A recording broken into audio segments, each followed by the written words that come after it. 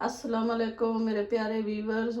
ਅੱਜ ਮੈਂ ਚਨਿਆਂ ਦਾ ਸਾਲਨ ਬਣਾਉਣ ਲੱਗੀ ਹਾਂ ਤੇ ਆ ਜਾਓ ਮੈਂ ਤੁਹਾਨੂੰ ਦੱਸਾਂ ਕਿ ਕੀ ਚੀਜ਼ਾਂ ਇਸ ਨੇ ਚ ਪੈਣੀਆਂ, ਕਿਸ ਤਰ੍ਹਾਂ ਬਣਨੇ ਚਨੇ। ਤੇ ਪਲੀਜ਼ ਅੱਛੀ ਲੱਗੀ ਮੇਰੀ ਵੀਡੀਓ ਤੇ ਲਾਈਕ शेयर करना सब्सक्राइब करना। ਇਹ ਚਨੇ मैं पकाउण लगी हाँ अज। तो इन्हां विच पाने वास्ते ਇਹ प्याज आ मैं मोटा मोटा कट लिया, तो मशीन है तो मैं कट लिया इसने मोटा। जिन्ना मशीन है तो बरीक बरीक बार कट लेना, ठीक है ना। तो ए टमाटर एक, थूम आ गार्लिक भी कहने, जिंजर है इसकी, अदरक भी आखने, हरा धनिया है ये मैं जरूर शामिल करनी है क्योंकि इसने खुशबू भी होनी है, हेल्थी भी होंदा, अच्छा होंदा अंडी विच पाने वास्ते। तो ए वेख मैं पाउण लगी है जीरा आ, सुक्का धनिया आ, दालचीनी है थोड़ी सारी टुकड़ा निकालिया, नमक आ, हल्दी है, लाल मिर्च पाउडर आ, लौंग 4-5। प्याज मैं ग्राइंड कर लिया तो एंड में तेल पाउण लगी विच, अपनी मर्जी के मुताबिक सब नहीं मटना, इन्ना कोई तेल काफ़ी है।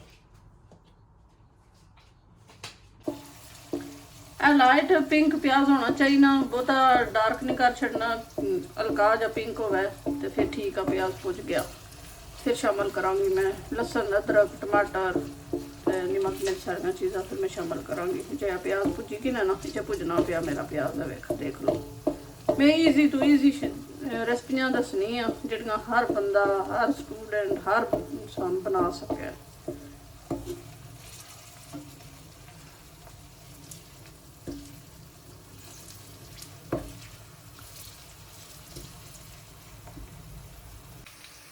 मैं लसन तो अदरक पाउण लगी हाँ विच क्योंकि नाल फिर भी ना थोड़ा सारा भुज जासी, फिर इसकी स्मैल लसन नहीं खत्म हो जानी, ठीक है ना।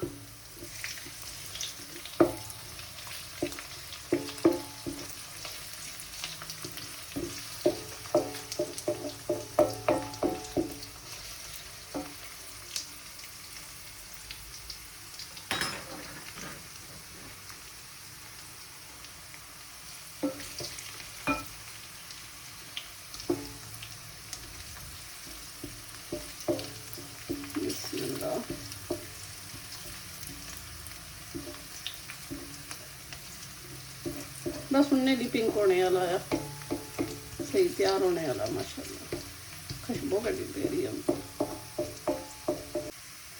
मैं नमक मिर्च हल्दी मसाला लौंग दालचीनी सारा कुछ मैं एक बारी पाउण लगी हाँ। देख बिस्मिल्लाह।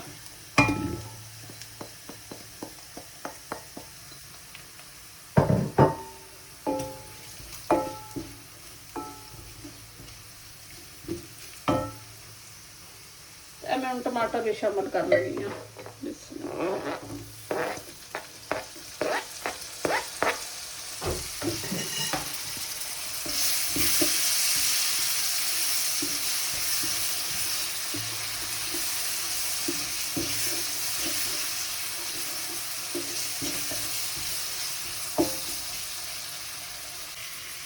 प्लेट नमक मिर्च चिमड़ गया सी तो उस प्लेट मैं पानी थोड़ा थोड़ा पा के ना पानी है, नमक मिर्च खड़ा ना, पानी ना पाओ तो नमक मिर्च फिर जल जाता, फिर अच्छा नहीं लगता।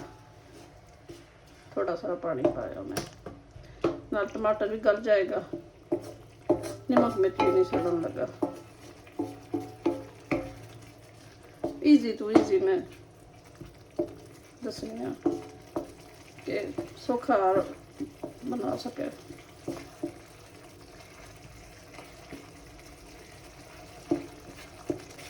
मैं चने शामिल कर लगी हाँ।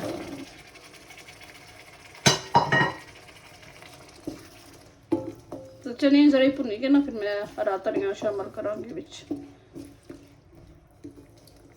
अद्धा करांगी तो अद्धा मैं गार्निश वास्ते रख लवांगी, ठीक है ना। चने भुनने चंगी तरह,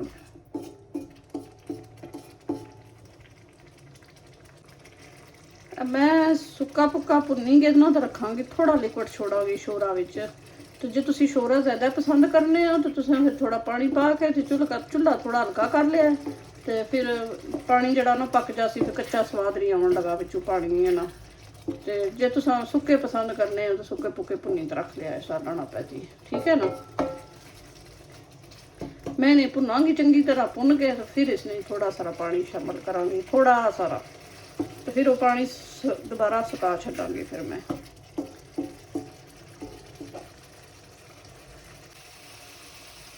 माशाअल्लाह अद्धी अंडी मेरी तकरीबन तैयार होएगी तो मैं हरा धनिया भी शामिल कर लगी हाँ, तो अद्धा पाने लगी हाँ, अद्धा मैं ना गार्निश वास्ते रखांगी, एंड ते पावांगी। मूँह चाहता बड़ा अच्छा लगता धनिया हरा, लेकिन सुक्की मेथी होनी वो भी तुम पा सकने जे हरा धनिया तुहानू नहीं मिलिया, नहीं कोल सुक्की मेथी होंगी वो भी खुशबू नाइस होंगी, वो भी पा सकने तुम।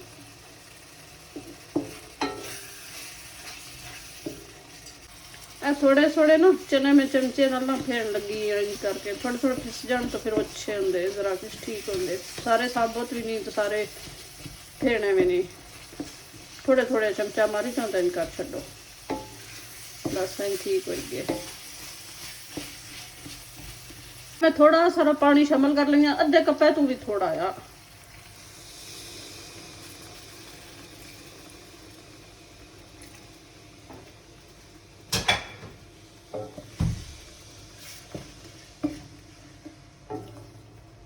बस थोड़ी देर इसकी चूल्हा मठा करके ना मैं पकावांगी, तो फिर पानी थोड़ा घट हो जाए, फिर मैं गार्निश वास्ते ना धनिया पावांगी प्लेट पाई के। फिर अल्हम्दुलिल्लाह माशाल्लाह बड़ी सोहनी अंडी नी खुशबू आंदी पई, तो मैं हरा धनिया पर पाउण लगी हाँ, ठीक है ना। माशाल्लाह बड़ा सोहना लगता पिया। तो जे मेरी रेसिपी पसंद आई है, रेसिपी मेरी पसंद आई है तो लाइक शेयर तो सब्सक्राइब करना ज़रूर। अल्लाह हाफिज़।